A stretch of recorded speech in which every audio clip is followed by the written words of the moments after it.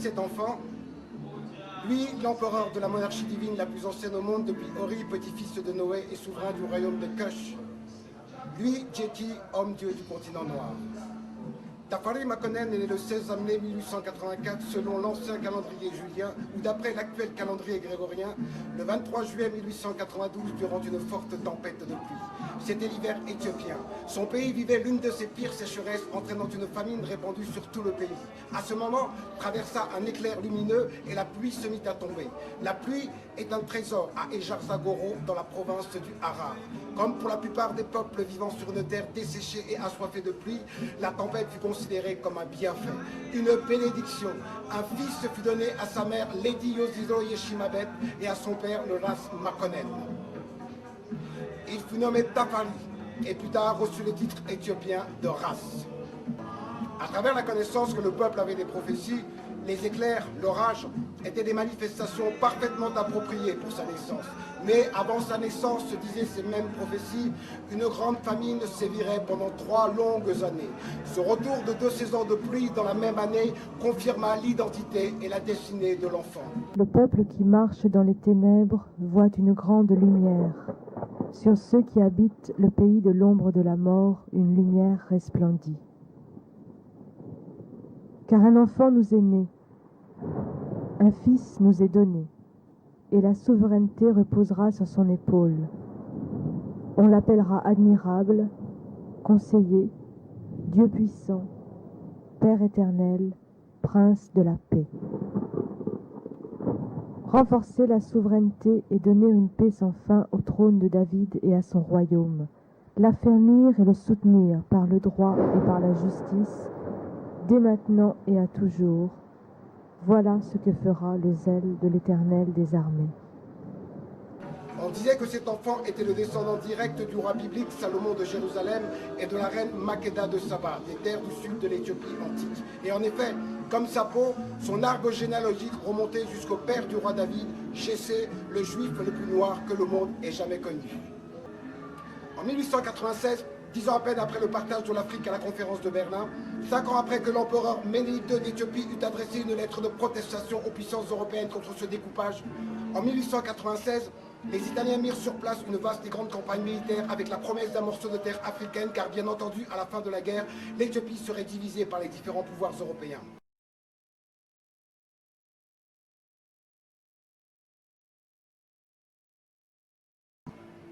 La bataille eut lieu à Hadwa.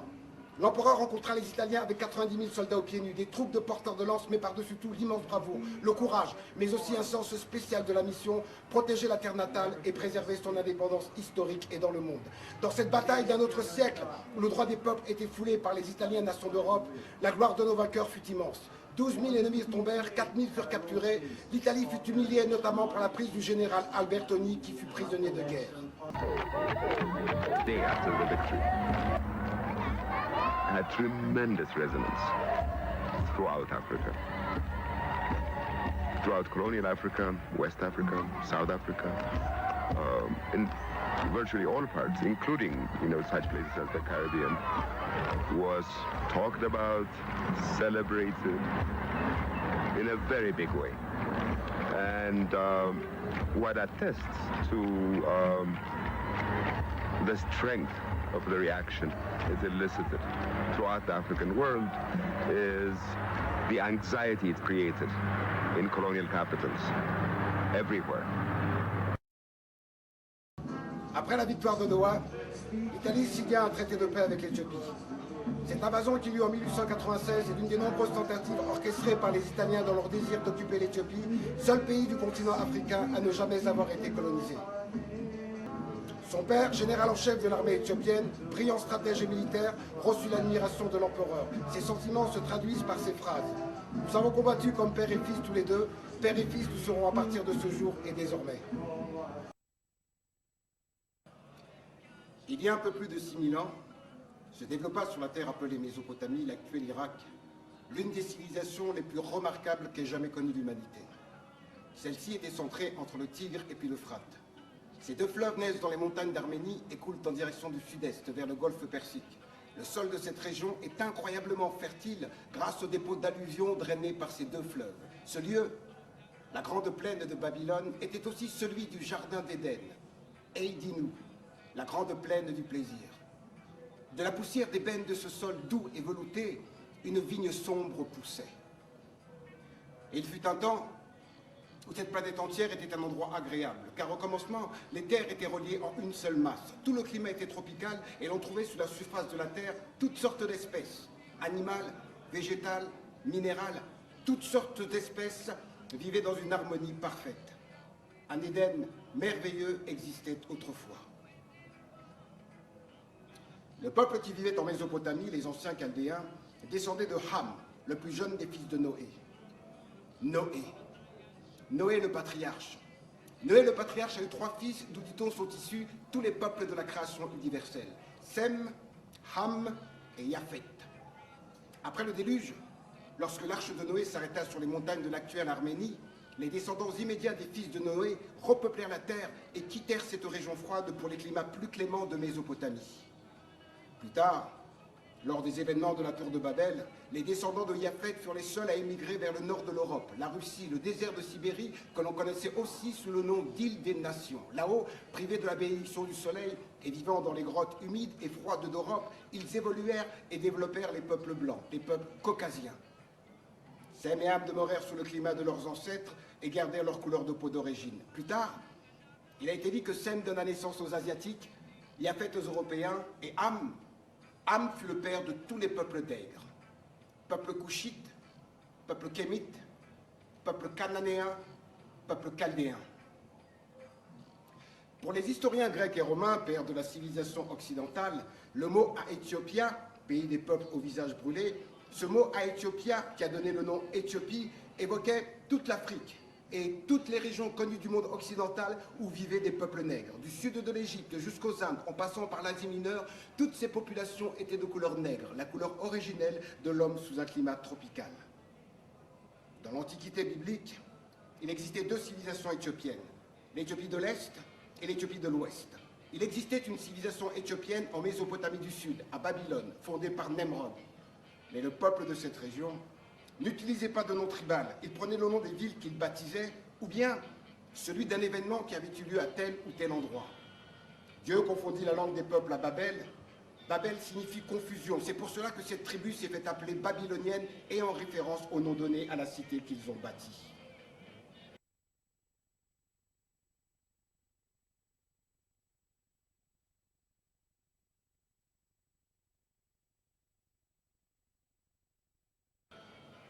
Pour échapper à une famine, Abraham et moins d'une dizaine de familles hébreux doivent quitter le territoire de Canaan pour se rendre en Égypte. Protégé par Pharaon, et après avoir vaincu plusieurs rois, Abraham est béni par Melchisédek, roi de Salem et prêtre du Très-Haut. Après tous ces événements, l'Éternel Dieu fait de lui l'héritier de l'alliance divine, fondement de la théologie originelle.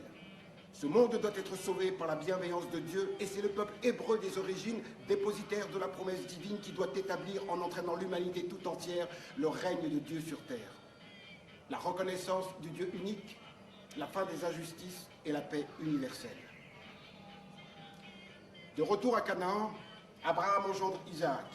Isaac engendre Jacob, plus tard appelé Israël, ce qui veut dire Dieu combat, Dieu soutient.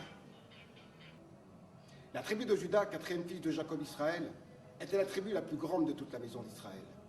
La tribu de Juda, 4e fils de Jacob Israël, était la tribu qui produisait le gène, l'espèce, la donne tribale qui se mélangeait parmi les autres tribus de toute la maison d'Israël.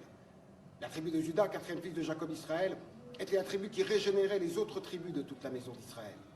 La tribu de Juda, 4e fils de Jacob Israël, était la tribu qui gouvernait les autres tribus de toute la maison d'Israël. La tribu de Juda, 4e fils de Jacob Israël, était la tribu d'où sortaient les rois de toute la maison d'Israël, car la tribu de Juda, 4e fils de Jacob Israël, était la tribu la plus noble de toute la maison d'Israël. Tamrin, le marchand principal de la maison de la reine Makeda de Saba, de retour d'un voyage de commerce à Jérusalem, Tamrin avait informé la reine de l'existence du roi hébreu. Tamrin a évoqué sa bonté et sa vertu en tant que juge de ses sujets. Quand la jeune reine de Saba entend cela, elle a envie d'en savoir plus. Quelle sorte de personne est-il? Et qui peut être béni de Dieu et régner sur son pays et administrer un peuple? Captivée, la jeune reine de Saba décide d'aller rendre impérativement visite à cet homme en personne.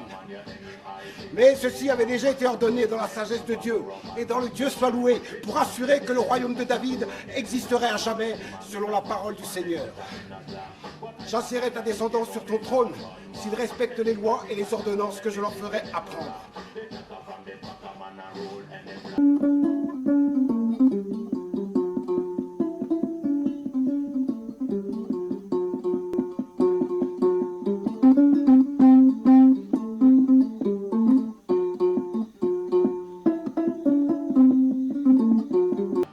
La jeune reine s'est mise en route accompagnée de sa nombreuse suite. En partant pour ce voyage, elle emporte avec elle beaucoup de cadeaux, des bijoux rares, des pierres précieuses, des épices, des parfums, des choses qui ne se trouvent qu'en Éthiopie. Tout cela comme présent pour le roi Salomon. Elle est fait porter à dos de chameaux, beaucoup de chameaux. À cette époque, pour aller à Jérusalem, il n'y avait pas d'autre moyen de transport. La route était longue et traversait des contrées hostiles avec des bêtes féroces et beaucoup d'obstacles. Elle dut affronter des conditions climatiques tropicales difficiles et très dangereuses.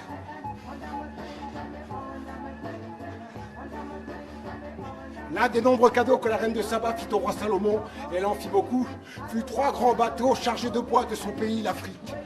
La moitié fut utilisée pour faire les escaliers des marches du temple, et l'autre moitié fut utilisée pour faire les harpes. Ainsi, la musique qui montait au temple allait au monde entier. Ebna, son fils, assuma le trône de David et le royaume d'Abyssinie appartint à tout jamais au trône de David. Ebna, portant la bague de Salomon, devint empereur en prenant le nom de Ménélique Ier, père de la dynastie salomonienne. Le Seigneur a juré au roi David quelque chose à laquelle il ne renoncera jamais. J'assierai ta descendance sur ton trône s'ils respectent les lois et les ordonnances que je leur ferai apprendre. Garde le commandement sans tâche, sans reproche, jusqu'à l'apparition de notre Seigneur Jésus-Christ, que manifestera en son temps le bienheureux et seul souverain, le roi des rois et le Seigneur des seigneurs, qui seul possède l'immortalité, qui habite une lumière inaccessible, que nul homme n'a vue ni ne peut voir. À lui, honneur et puissance éternelle.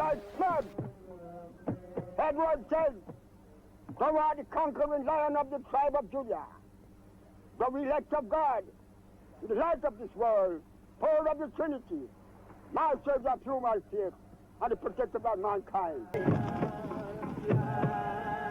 Out of this dark continent come forth prophets.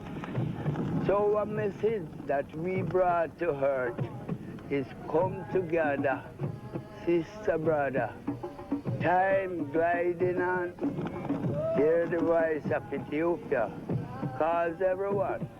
Ethiopia is for anyone that will accept.